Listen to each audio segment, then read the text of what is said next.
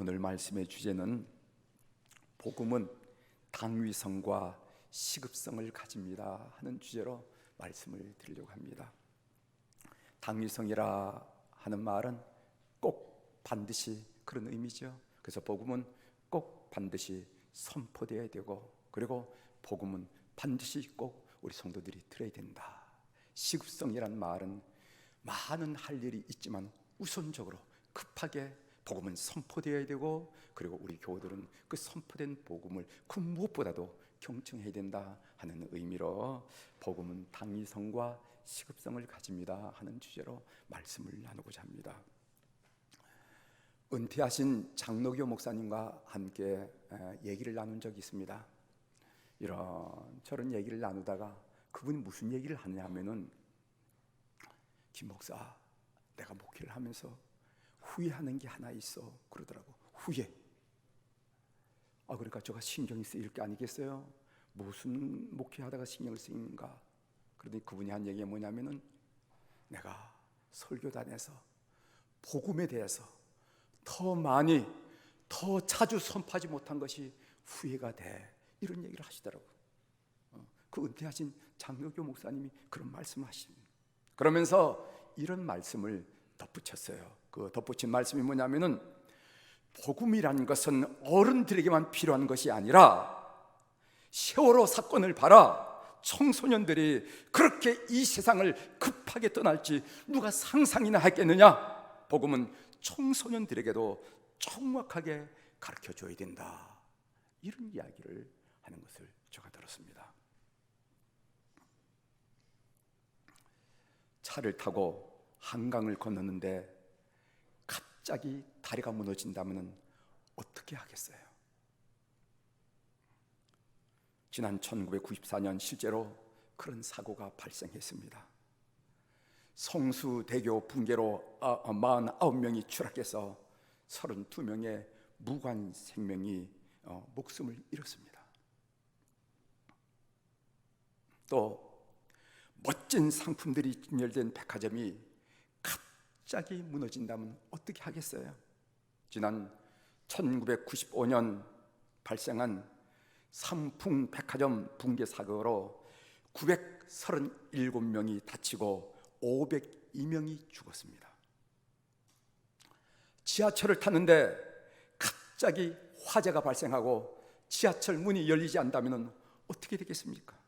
2003년도에 대구의 지하철 방화 사건으로 죽은 시민이 자그만치 213명이었습니다.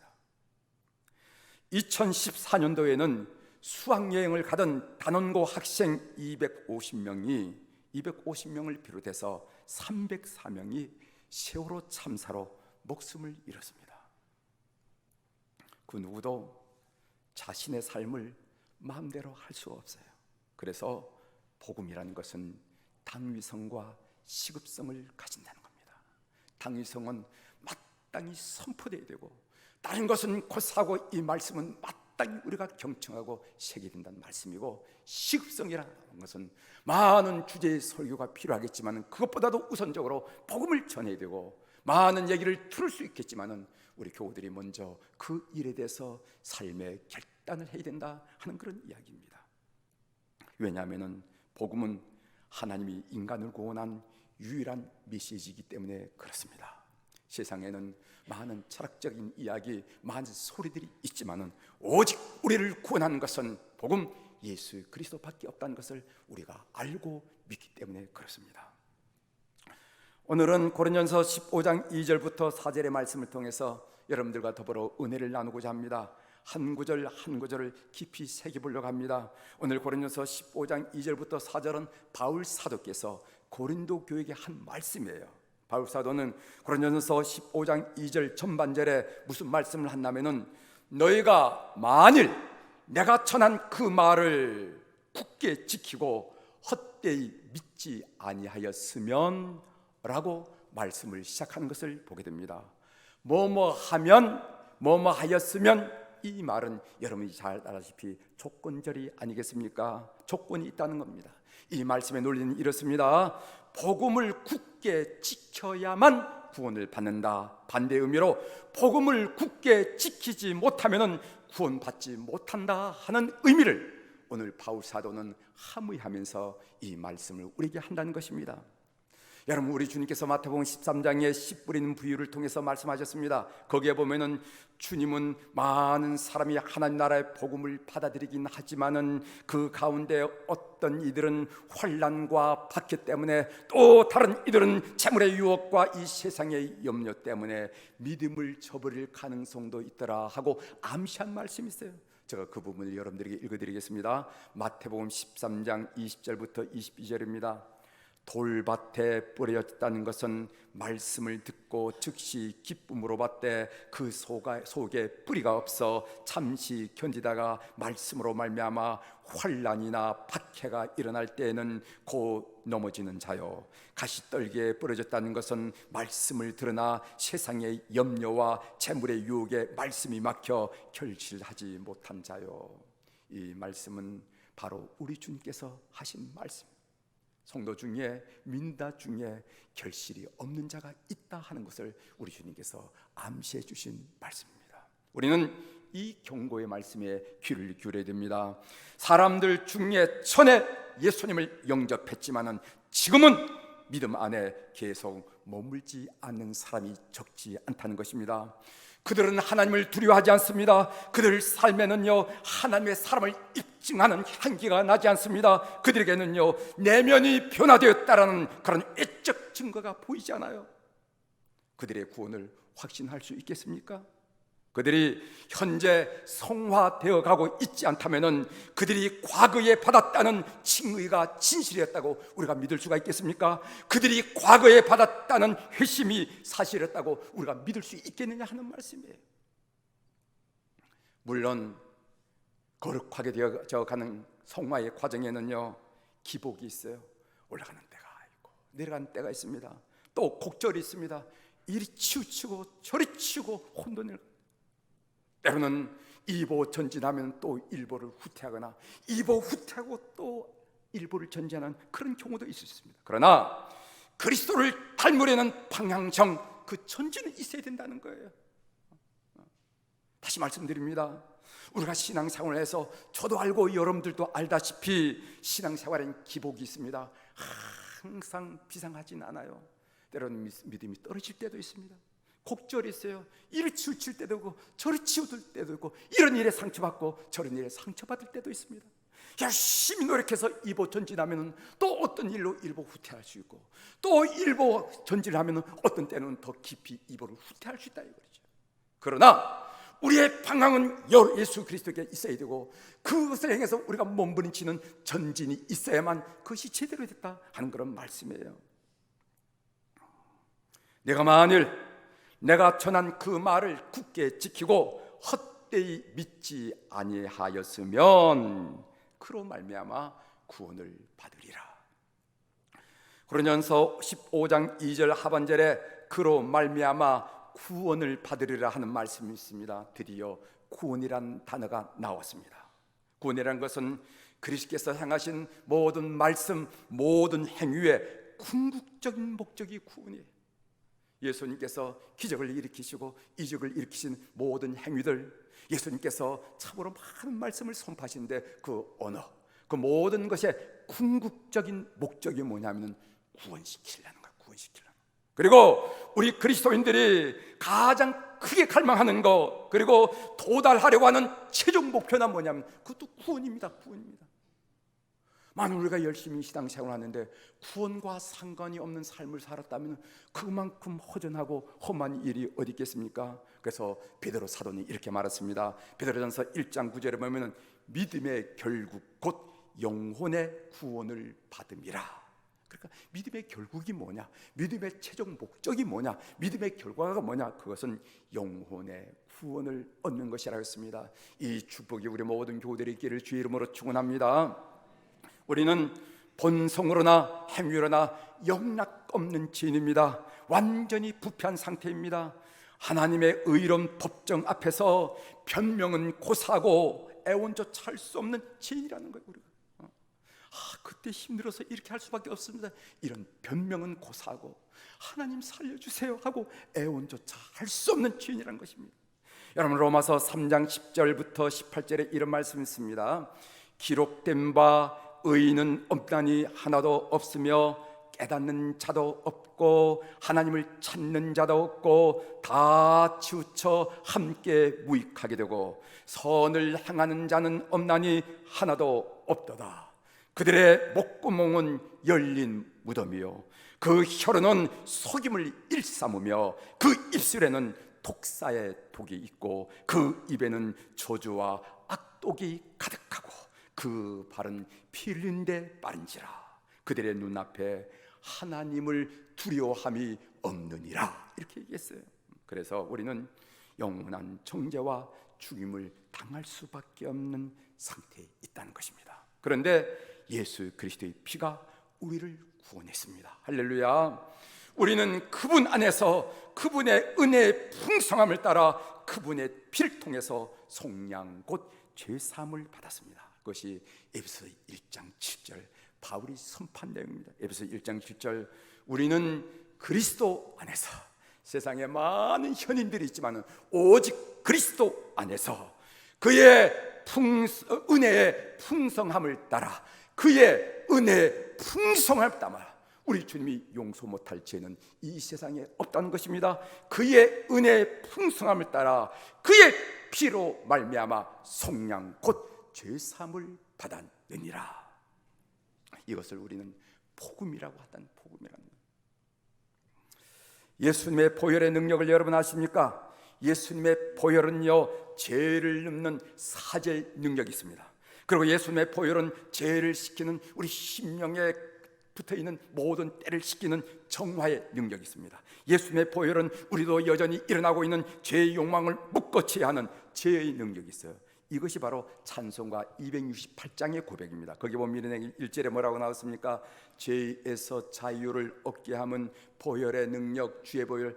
여러분 많이 부르시는 이거 뭐냐면 죄에서 자유를 얻는다. 이것은 바로 사죄의 능력을 고백한 내용입니다. 2절에 보면 육체의 정욕을 이길 힘은 보혈의 능력, 주의 보혈. 우리 속에 끊임없이 일어나고 있는 육체의 욕망, 이생의 사랑, 안목의 정욕, 육신의 정욕, 이것을 취할 능력은 뭐냐면은 바로 예수님의 보혈은.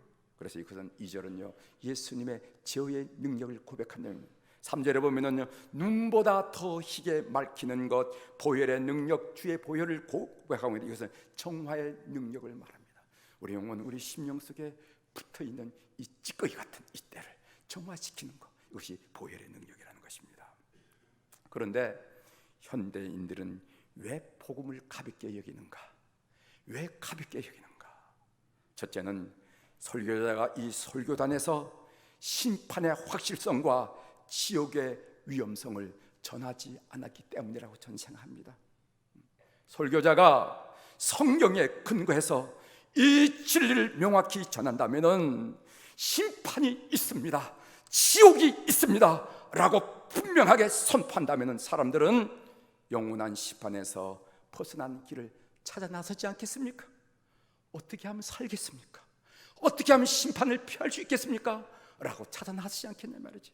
그런데 설교단에서 지옥의 위험성, 심판의 확실성을 선포하지 않았다. 두 번째로는요 예배당을 찾는 사람들 가운데 적지 않은 사람이 육신에 속한 사람이기 때문에 그렇습니다. 육신에 속한 사람은 내세보다 현세를 더욱 소중히 생각합니다. 그들은 영적인 일과 영생에 대해서 관심이 없어 무관심한다는 겁니다. 로마서 8장 5절에 보면은 육신을 따르는 자는 육신의 일을, 영을 따르는 자는 영의 일을 생각하나니. 육신에 속한 사람들은 영의 일을 생각할 줄 몰라요. 많은 사람들은요 현세에서 세상의 삶을 살기 위해서라면 바다든지 육지든지 가리지 않고 죽기 살기로 찾아가면서 영생에 관한 가르침은 그것을 듣기 위해서는요 바로 앞 건너도 가지 않으려고 하는 것이 우리 인간입니다. 본문에서 구원을 받으리라고 번역한 헬라어 동사의 시제는 현재입니다. 성경은 구원을 과거, 현재, 미래 이렇게 세 가지 시제로 묘사하고 있다는 사실을 여러분들이 놓쳐서는 안 됩니다. 이 세 가지 가운데, 이 세 가지 시제 가운데 어느 하나라도 무시하거나 간과하면은 군을 바라보는 관점이 잘못된 것입니다. 이단으로 전락할 가능성이 있어요. 과거 하나님은 우리를 정죄함으로부터 구원하셨습니다. 이것을 우리는 뭐라고 말하면 칭의라 이렇게 얘기하죠. 로마서 5장 1절입니다. 그러므로 우리가 믿음으로 의롭다 하심을 받았으니 우리 주 예수 그리스도로 말미암아 하나님과 화평을 누리자 이렇게 했어요. 그러므로 우리가 믿음으로, 그 믿음이라는 것이 무엇인가 하면은 그 믿음의 내용은 나의 행위가 아니라, 내 삶이 아니라, 나의 선한 행위가 아니라 온전히 예수 그리스도의 은혜로 나 같은 죄인이, 염치 없는 죄인이, 가엾은 죄인이 하나님께 받아들여졌다는 사실을 믿는 것, 받아들이는 믿음, 이것을 믿음. 그 믿음으로 의롭다 하심을 받았으니 우리 주 예수 그리스도로 말미암아 하나님과 화평을 누리자 이렇게 얘기하고 있습니다. 이것은 희심하는 순간에 영적으로 일어나는 사건이에요. 그래서 그 시제는 과거가 되겠습니다. 두 번째, 현재 우리는 죄의 권세와 영향력으로부터 구원받고 있습니다. 이것은 전진적인 과정으로서 성화라는 단어로 표현할 수가 있습니다. 하나님은 말씀과 성령을 통하여, 하나님 시련과 때로는 환난을 통하여, 하나님은 축복과 훈육을 통해서 우리를 계속 변화시켜서 우리의 삶 전체가 예수 그리스도의 형상을 담게 한다는 것입니다. 세 번째는 미래, 우리는 죄의 권세와 영향력에서 영원히 완전하게 벗어나게 될 것입니다. 이 마지막 단계를 우리는 영화라 이렇게 표현하고 있습니다. 이 단계도 앞에 두 단계만큼 확실합니다. 바울 사도는 로마서 8장 30절에서 이렇게 말합니다. 또 미리 정하신 그들을 부르시고 부르실 그들을 또한 의롭다 하시고 의롭다 하신 그들을 또한 영화롭게 하셨느니라 이렇게 말씀하셨습니다. 구원에 있어서 과거, 현재, 미래, 의인, 성화, 영화 다 그 중에서 하나만 무시해도 이단으로 떨어질 수 있다는 것입니다. 오늘 이어서 봅니다. 고린도서 15장 3절 4절에 이렇게 말씀하고 있습니다. 내가 받은 것을 먼저 너희에게 전하였노니 이는 성경대로 그리스도께서 우리 죄를 위하여 죽으시고 장사 지낸 바 되셨다가 성경대로 사흘 만에 다시 살아나사 이렇게 3절 4절에 말씀하고 있죠.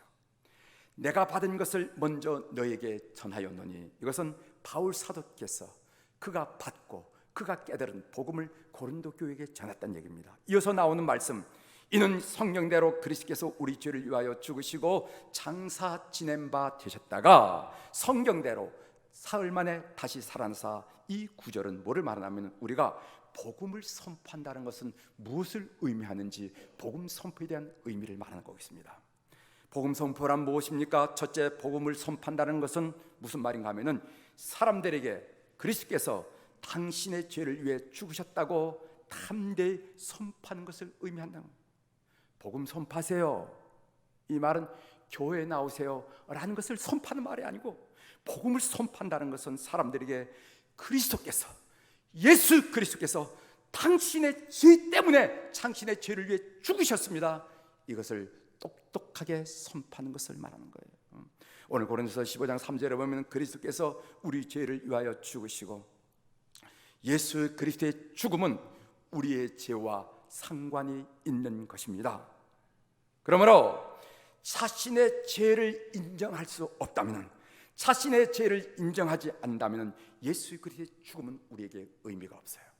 아무리 교회의 십자가를 크게 달아놓고 여러 개를 다 놓았다 하더라도 나는 죄인입니다, 나는 죽을 수밖에 없는 죄수, 가여운 죄입니다 라는 죄에 대한 인식이 없으면요 십자가는 우리에게는 의미가 없습니다. 그러므로 우리는 자신의 죄를 인정하기 위해서, 자신을 위해서 죄의 본질과 인간의 부패함을 깊이 깨달으려고 노력해야 됩니다.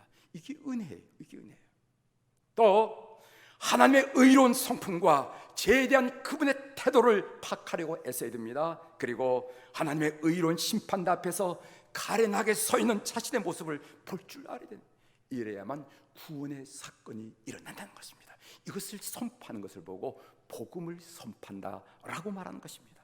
성령께서 임하셔서 오늘 우리가 얼마나 잘못된 죄인이고 하나님이 얼마나 의로운 분이고 우리가 하나님의 긍휼하심이 없다면 영원한 형벌을 받을 수밖에 없는 가엾은 존재라는 사실을 깊이 깨닫는 우리 교우들이 되기를 주의 이름으로 축원합니다.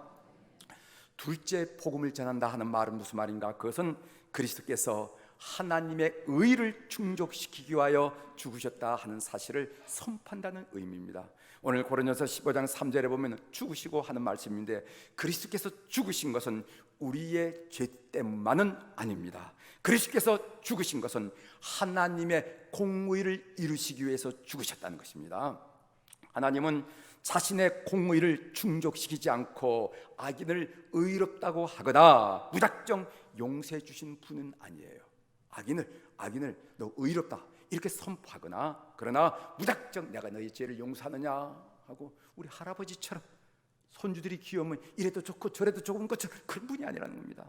여러분, 출애굽기 34장 7절 하반절에 그러나 벌을 면제하지는 아니하고 아버지의 악행을 자손 3, 4대까지 보응하리라 하는 그런 말씀이 있어요.